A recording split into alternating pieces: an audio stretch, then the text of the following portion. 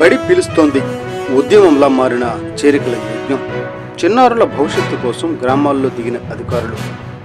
నంద్యాల జిల్లా బండి ఆత్మకూరు మండలంలో బడి పిలుస్తోంది కార్యక్రమం ప్రజల్లో చైతన్యం నింపుతూ ఉద్యమంలా కొనసాగుతోంది. ప్రతి గ్రామంలో ప్రభుత్వ పాఠశాల చేరికలే లక్ష్యం అన్న కలెక్టర్ ఆదేశాల మేరకు మండల ప్రత్యేక అధికారి శ్రీమతి లీలావతి దేవి ఆధ్వర్యంలో అధికారులు గ్రామాల వారీగా విస్తృత పర్యటనలు నిర్వహిస్తున్నారు.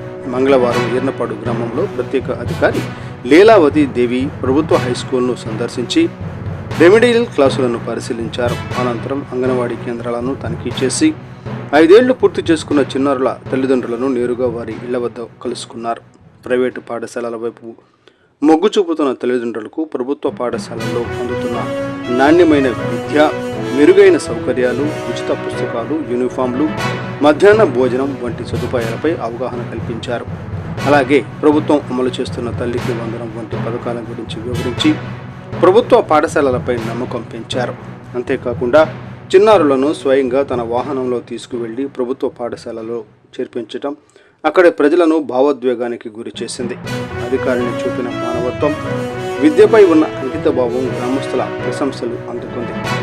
తదుపరి ఎస్సీ కాలనీలో నిర్వహించిన కిశోరి వికాస కార్యక్రమంలో బాలికలకు విద్యా ప్రాముఖ్యత, కెరీర్ లక్ష్యాలు, బాల్య వివాహాల వల్ల కలిగే నష్టాలు, బాలల హక్కులు, చట్టాలు, హెల్ప్ లైన్ నెంబర్లపై అవగాహన కల్పించారు.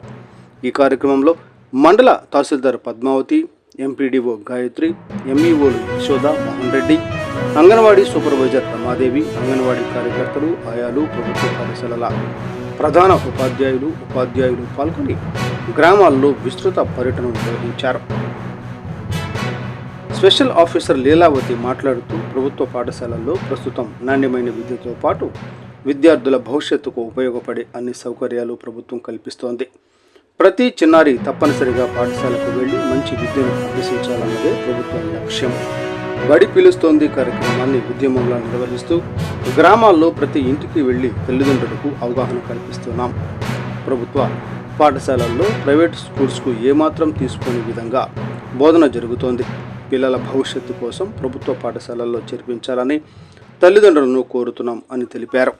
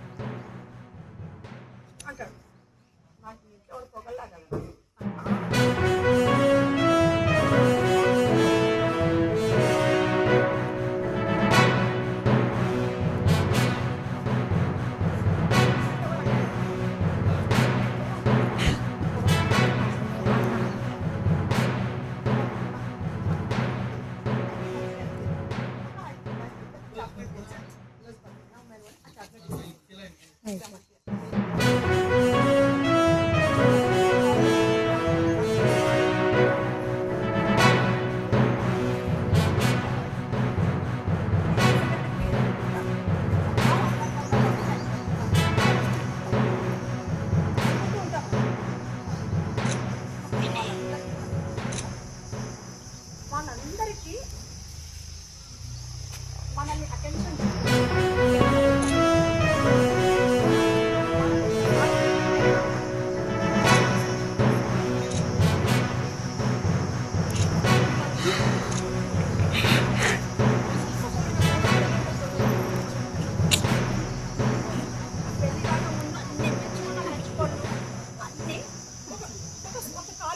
కాలేజ్ పేరు చెప్పాను.